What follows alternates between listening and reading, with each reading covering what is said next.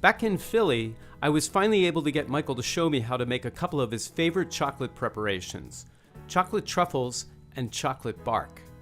That chocolate show was pretty interesting. Did you like that? Did you have a good time? It was cool. It was really cool.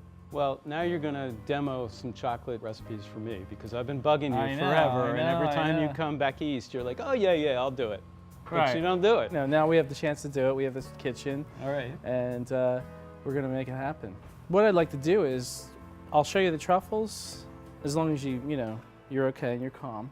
But what I want to do is to show you the truffles, As long as but I understand. want to explain a few processes about the truffles. And I like to burn the sugar, and people think it's kind of strange. Instead of using it just as a sweetener, you're using it as a sweetener, but you're also kind of amplifying the flavor of the sugar. So I'm just going to use this dry sugar here, not add water to it or anything. Just straight sugar. Just straight sugar. So over a very high heat, we're just going to cook this until it starts to brown. And then when it starts to brown, it's going to actually foam up. And so while we're waiting for this to melt, I want to start melting the chocolate, because we're going to melt the chocolate for the truffles. Right.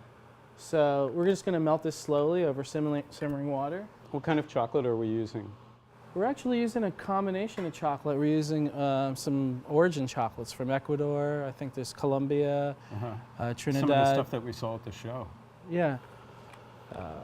And so just let this melt. The dark chocolate, you can actually melt at a higher rate, but you shouldn't really melt it over like raging, boiling water, especially milk and white, because they have milk solids in it. So you'll start to scald the milk. With the dark chocolate, there's no milk solids in it. So some people think, oh, there's milk in everything. It's just the cocoa bean, the sugar, a little bit of lecithin to emulsify it. Here is the sugar. Wow. Jesus, it's black. Looks like coffee. And so here, just melting the chocolate. Yeah, looks good. Yeah. And so what I would do is you start melting the chocolate, but I would remove the chocolate from the heat and just let it. Because it's not really necessary to I mean, there's enough heat in the chocolate now that it's just going to melt the rest of the way. Exactly. You just want to allow it to melt slowly. We can start making the truffle, where we've got our chocolate melting, and now we're just going to add our cream. So you just want to bring this to a boil, or more so just a scald. Right.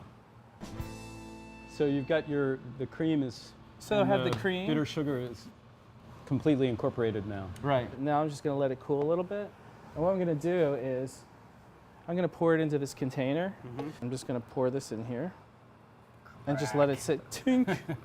And just let that sit and cool down. So what I'm going to do is that we melted enough chocolate here to work with some other products and also dip some truffles.